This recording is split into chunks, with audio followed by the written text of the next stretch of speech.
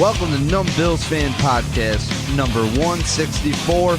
I am your host, David Palermo. If you don't already, please subscribe on iTunes to the Numb Bills Fan Podcast or wherever you find your podcast. Tell your friends about it, covering the NFL and primarily the Bills first out the gate.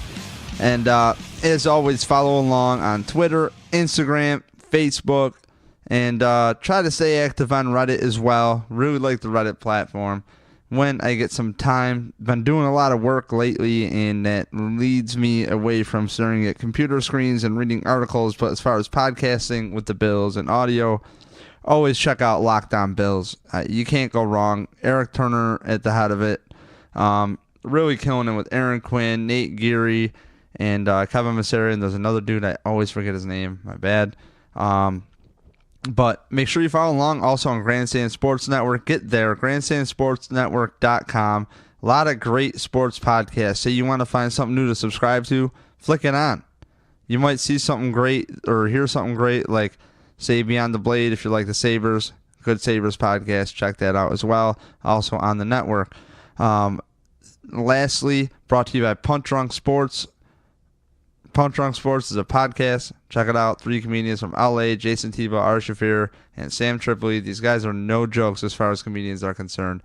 Jason Tebow, we had him on a few podcasts ago previewing the Atlanta Falcons, and he works for DirecTV's Red Zone, and he pretty much is Andrew Siciliano's ear.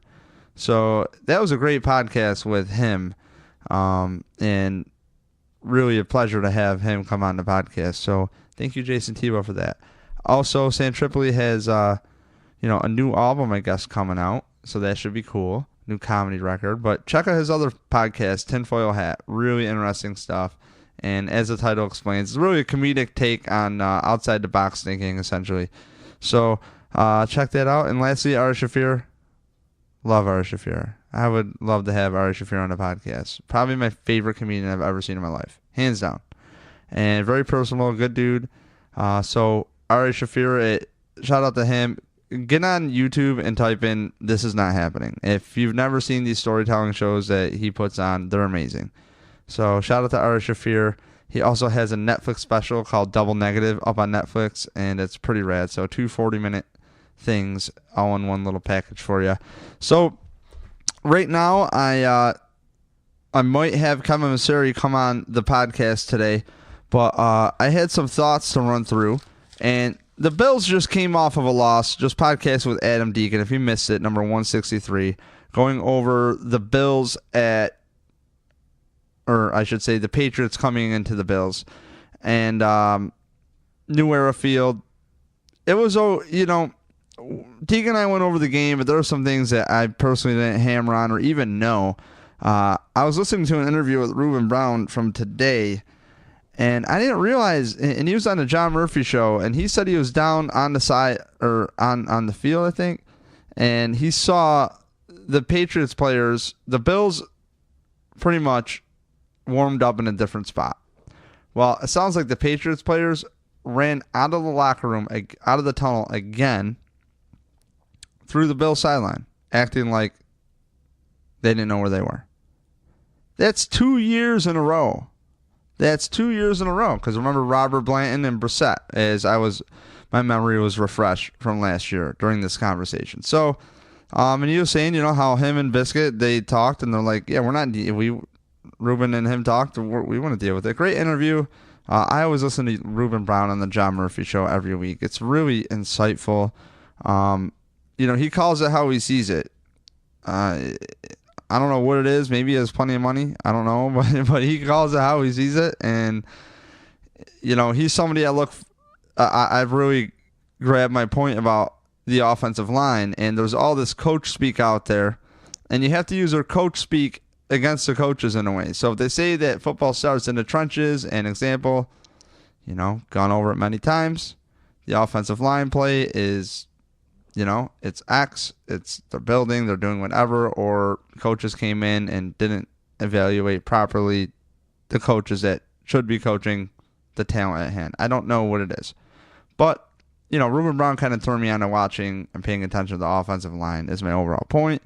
And from there, once that's settled, I can start evaluating everything else. That said, this Patriots game, it was really abysmal when, again, you look at the stat line. And again, if you listen regularly, I do tend to defend Tyrod Taylor. And that's because he's one of the first quarterbacks I've seen in Buffalo where you can actually try to teach him to do certain things and he'll work on it. His knock, for example, the easiest one is he doesn't throw over the middle. Well, he did throw over the middle in some games prior when he was asked to. The ball has come out of his hands with another coaching staff quicker when asked.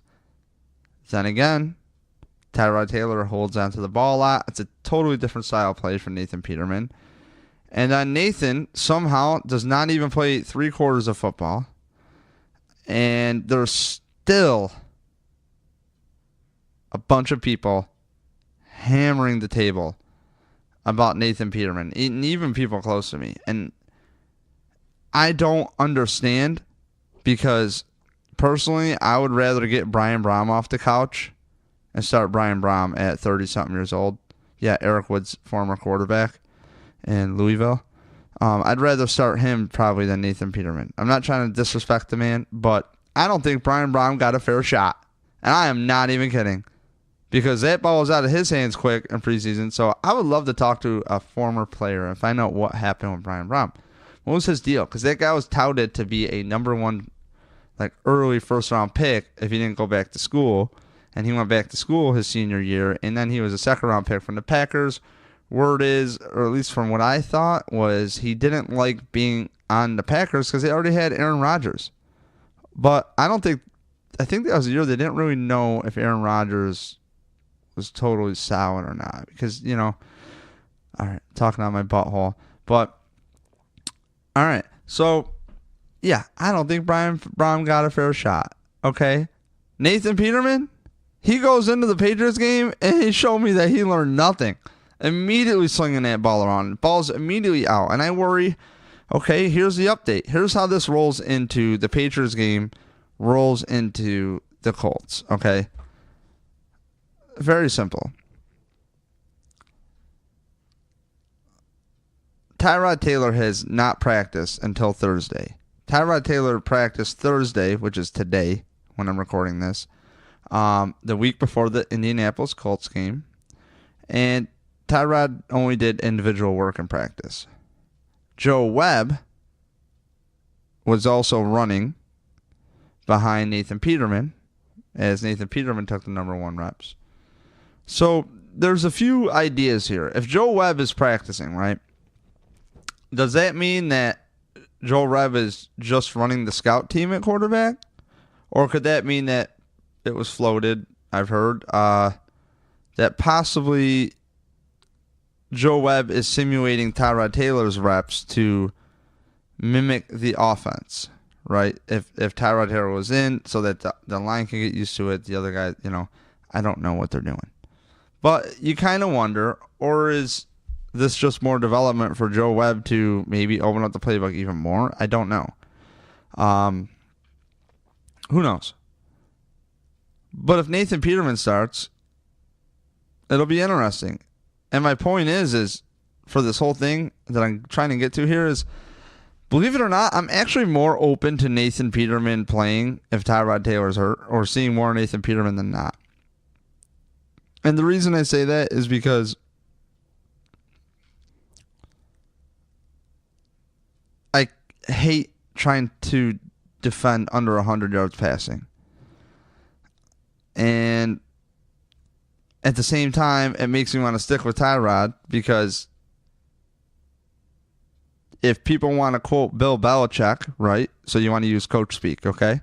If people want to quote Bill Belichick and say, give Bill Belichick credit for something called situational football, the Bills are probably one of the worst teams in situational football and offense. Probably the worst team I've ever seen.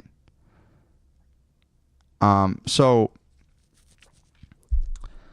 that comes down to play calling to me.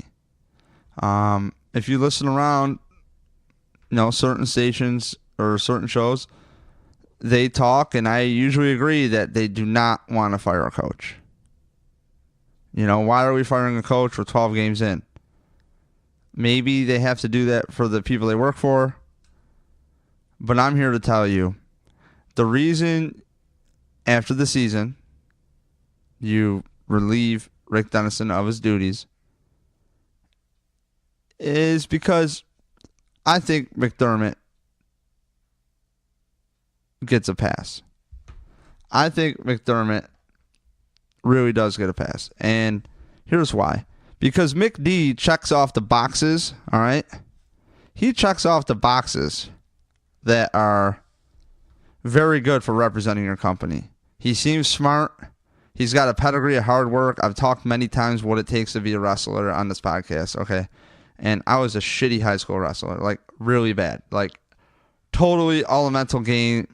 Could wrestle smart and practice against guys who would go to states, but as far as like going out there on the mat, it was all mental, and I lost a lot because of just like confidence or, lights are on you, spotlight. So when it comes to athletics, I picked up adult hockey, so it's kind of neat later on trying to reapply certain things as you pick up from coaches and encouragement and whatever, and looking at things more from an X's and O's versus a personal standpoint and staying out of your head, and it's really nice. And I think Sean McDermott, being a wrestler, he knows the mental fortitude for the level of wrestling he got to, that it takes to be a champion. And I really love his, his mantra, his work ethic, this and that. But I've just seen a lot of players that we've seen play well get shipped out of the city. And that's Sammy Watkins, that's Darius. Now, you really, can't really live on that. Okay, I get that. At the same time, when you're running a company, you just don't get rid of investments. You just don't get rid of assets. That also said, I am not behind closed doors. I don't know what goes on at One Bills Drive, but I do know that in life, when I get privy to a situation, I'm like, yeah, fuck that. So, who knows? I don't have enough sources yet, and I'm saying yet, to find out what really went on. And I will say, at the end of the day, the coach represents the company nice. And he seems smart. I like Sean McDermott. I do not want to get rid of Sean McDermott. I'm a big Leslie Frazier fan. As I've told you many times, I watched the Vikings many times. I remember Childress. So I really feel that Sean McDermott needs to redo the offensive side of the ball. And honestly, watching the offense, I feel that the coaches, the reason somebody's got to move, I would never want to make somebody, have to move their family or whatever. But they got 4 games here to really show that they can put something together. And 4 games is a long time. It's a whole quarter of the season. Remember the first 4 games were like, oh man, it feels like forever to get through it, right? The Bills could make the playoffs in 10-6. Make no mistake, the Bills' run game is getting better. You know what I mean? But is it really because the coaches are learning their personnel? But I'm still not seeing screen games. I'm still not seeing Tyrod Taylor rolling out more, having running as an option. I'm seeing a quarterback in Tyrod Taylor that is forced to do things that he does not want to do or is not comfortable to do, which is all fine and dandy. But we, fans, have seen this kid play for 2 years. I should say man. Okay? We have seen Tyrod Taylor play for 2 years. We know he does not light up the passing stats. But to have not more than 3 balls for more than 25 yards in this offense, what are we talking about here? We got receivers getting hurt. We have a rookie NFL receiver coach that we have receivers not getting separation. Jordan Matthews is now on IR. And here we go again. Tyrod Taylor has no healthy wide receivers. But neither does Nathan Peterman. Whoever's starting. I don't care if you start Joe Webb at this point. I just want to see a W. You can play all 3 quarterbacks tomorrow. Or I should say Sunday against the Colts. And come out with something new. I really don't care at this point. Because I can't come up with a game plan to beat the Colts. The Colts are about middle of the pack in stopping the run, right? It's actually one of their strong suits, okay? But I believe one of their guys, totally forgot his name, could be injured and was very good at stopping the run. I believe a linebacker. So, look, this team is weird to me. And again, this podcast isn't about ripping players. It ain't about ripping coaches. I really don't touch players. But I do think it's a coach's job, and not think, it is a coach's job to put a player in position to succeed. I don't want to hear that the Bills knew this, they knew that, they knew this, they knew this. I don't want to hear about all these players they need. You could have every damn pick in the draft.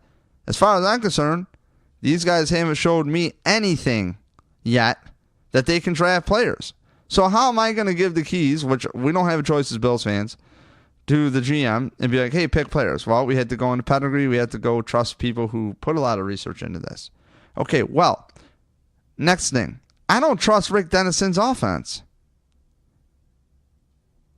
Because, again, it looks like these coaches did not put on the film. No disrespect, but that's what it looks like. And, frankly, how do we send this coaching staff who they thought Nathan Peterman was ready, or was that a call from the top? I don't know if that was a call above Sean McDermott to move Nathan Peterman in there. But I will say it is a little, people kind of missed the fact that this opening line or two was, I want to make it clear essentially that I made the change of quarterback. That's a great way to just get to the next spot.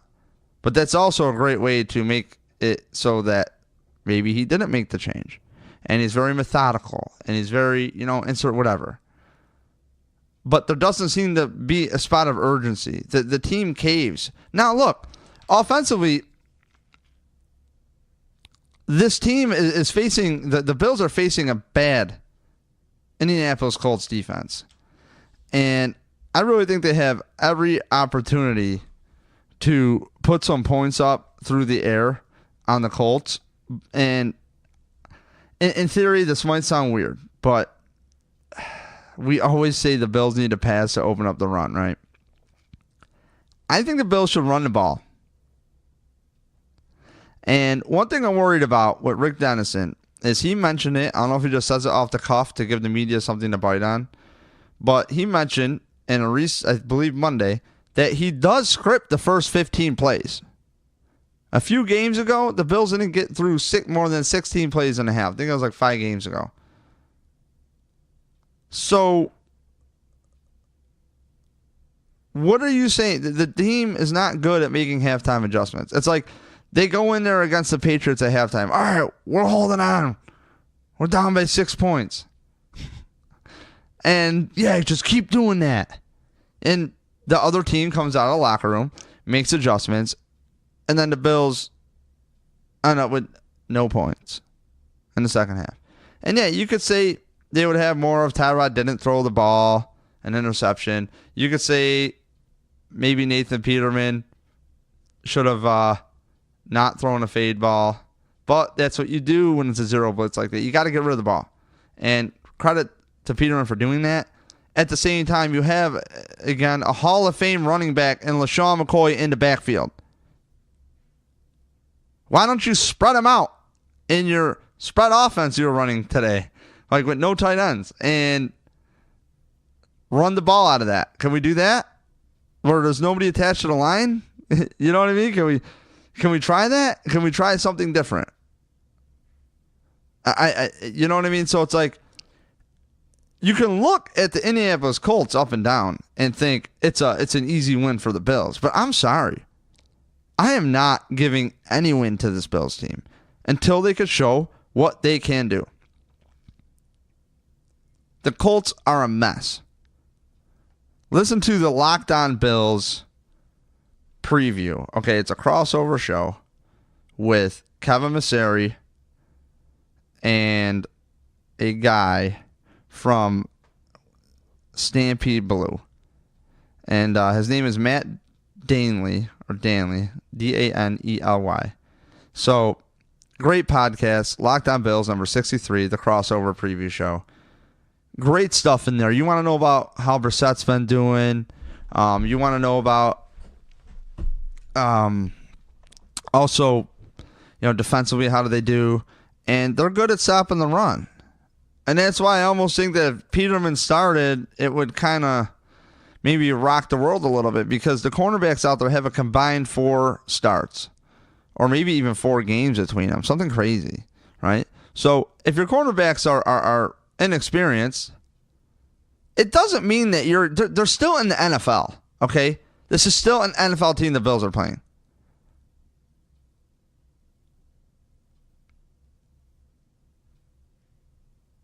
If these cornerbacks go against Nathan Peterman and they just squat on routes, we're going to see more interceptions. I credit Peterman. I'm not giving up on Peterman. I like Peterman. I think he was a good pick. I like where the Bills picked him up. But he's a Pittsburgh guy, and it's kind of fishy to me that the Pittsburgh guy gets a start and gets drafted to the organization. You know what I mean? He graduated from Pitt. The owners are from Pitt. Throwing it out there. Or support Pitt a lot. Okay? So, just throwing it out there. And I just want Nathan Peterman to develop. I don't want to retard his development. I don't want this kid's confidence to be shot. I want a quarterbacks coach to come in and coach up these quarterbacks. I want to have an offensive coach who understands what they do well. An offensive coordinator who, game plan wise, can be like, hey, football, again, another coaching point. Coaching point number 3 for this show, right? Coaching. Football is all about matchups, right? But we see Tolbert doing what he's not good at. Swing passes. Pitches. Granted, Tolbert hasn't been in. I believe Cadet is still in concussion protocol. And I do like Cadet. But I do like more screen passes. I would like to see more screen passes. I feel like the Bills are so abysmal with it. You have Deion Dawkins, by the way, impressing. Okay? Deion Dawkins and Richie Incognito on the left side are just mauling people. And every time anything goes to the right, it's just, for the most part, it seems to my naked eye, 2/3 of the time, something not good happens.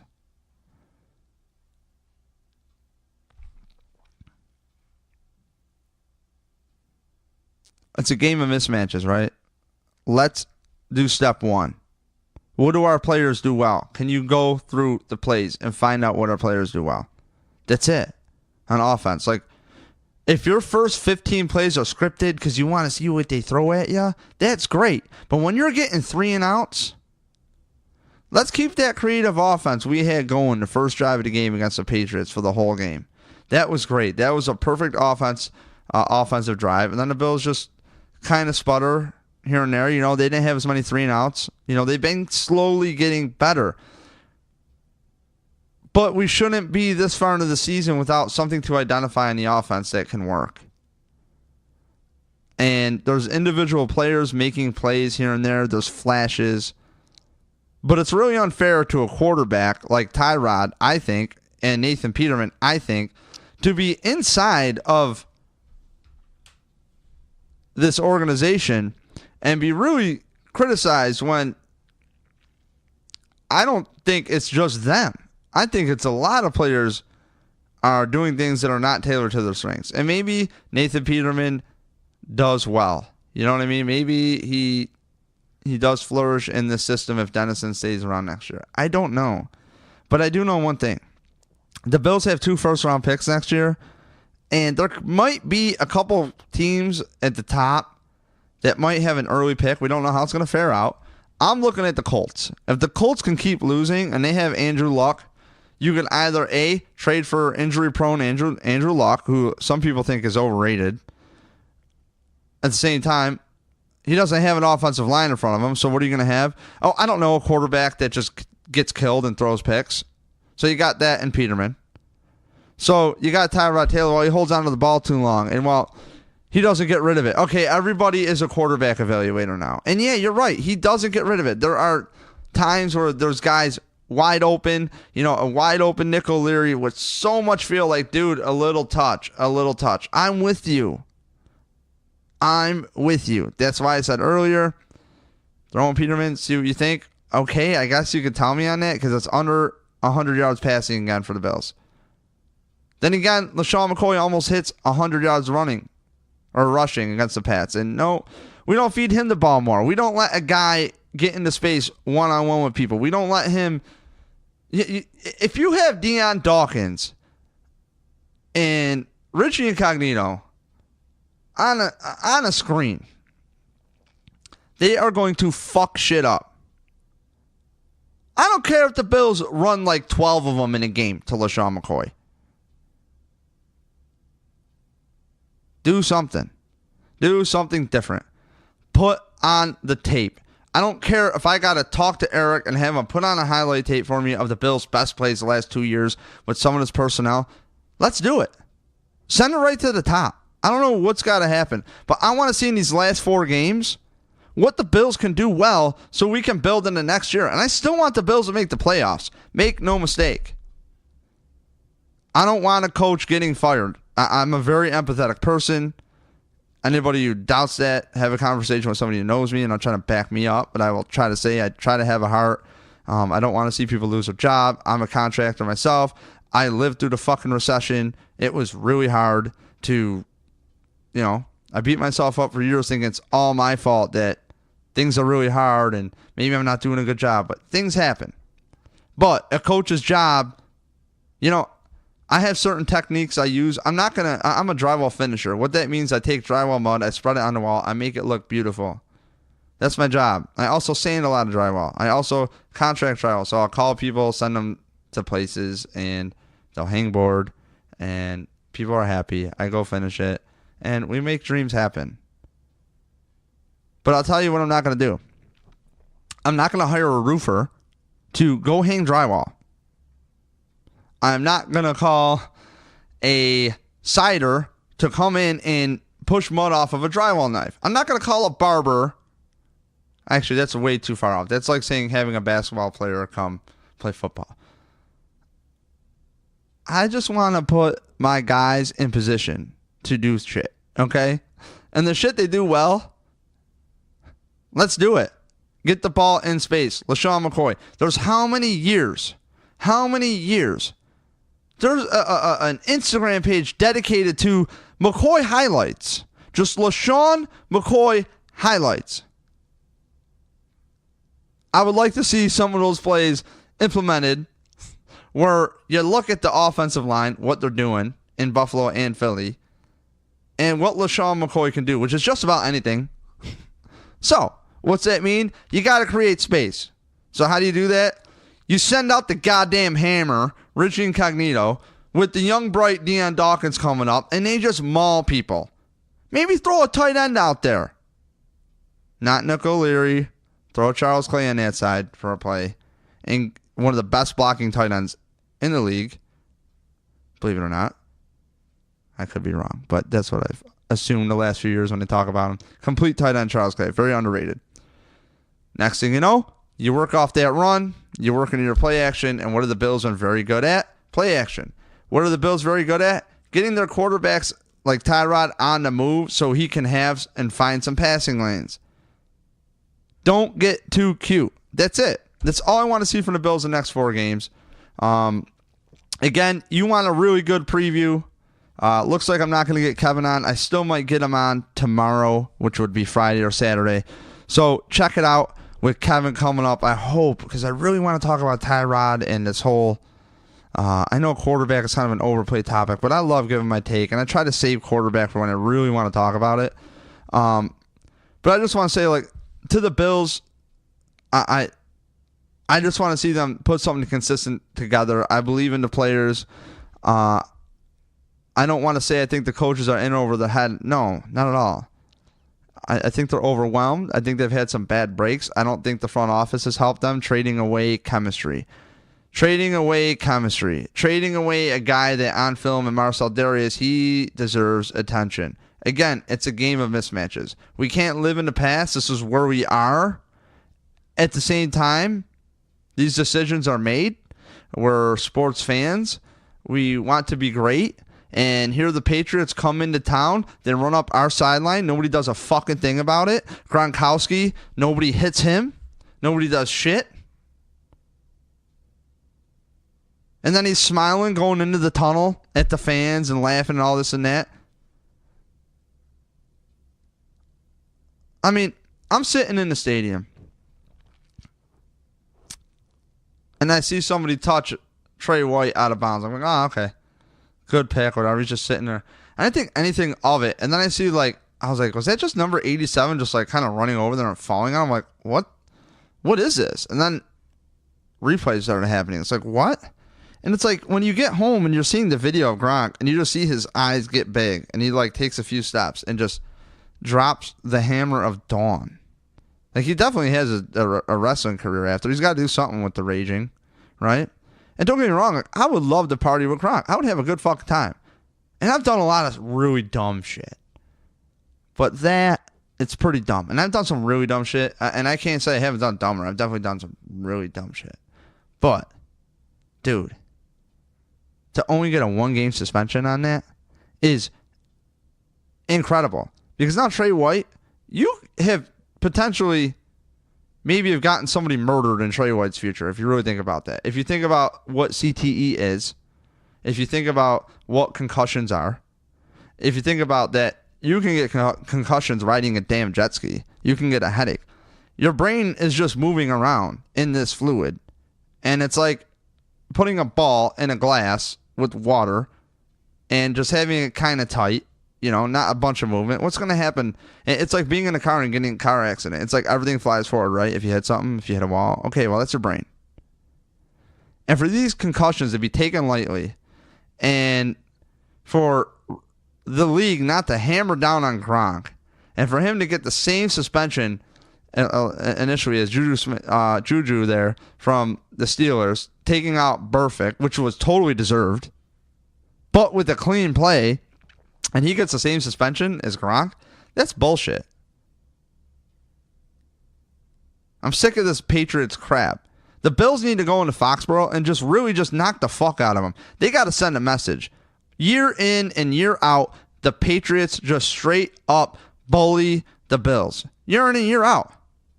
It starts at the top. If you're going to get a penalty, Jerry Hughes, and it's not Jerry's necessarily fault because the refs are ticky-tack, and clearly something is up if Gronk isn't even kicked out of the game. Like, come on, dude. Do I have to go through all the Patriots games with all the refs and maybe make a little spreadsheet on what the score was? Maybe some shitty calls? I got nothing but time. And the more Patriots games that are played, the more games I could break down in the last 10 years. Let's go through these crews. I wish somebody would do that. Because I want to know why the Patriots have gotten off so light this entire time. Like, if the Patriots had a problem last year running through the Bills sideline, why isn't this a problem now? Like, why aren't people making that out to be? You know, I think it should be brought to light. Disrespectful assholes. Is it a big deal? No. But as a person, you know, you could say it, quote unquote, as a man, stop pissing on my shit, man. Like, do your thing, Bills players. Go do something about it. And I hope that they come out and they smack the Colts around. I hope the Bills get their confidence up. I hope the Bills win out. You get a couple wins, you face the Patriots, you get some momentum, you get that confidence under your belt that we talked about, which is, again, why I like Sean McDermott. He's very encouraging. I think he is the smart guy that you surround smart people with, and things can happen. I do like that Brandon Beane and McDermott are on the same page. It's early. It's rocky. But really, with 2 first-round picks next year, there's nowhere else for this team to go up. So I have continued faith and support. If you know any feedback, you can shoot me an email, Dave@Numb Bills fan. I'm done here. Go Bills. I think the Bills can work to recap the 3 coaching points. You know, use the coaching points against them. It's about matchups. It's about putting your players in position to succeed. And it's also about situational football. The Bills have blundered on all 3 of those more than they should.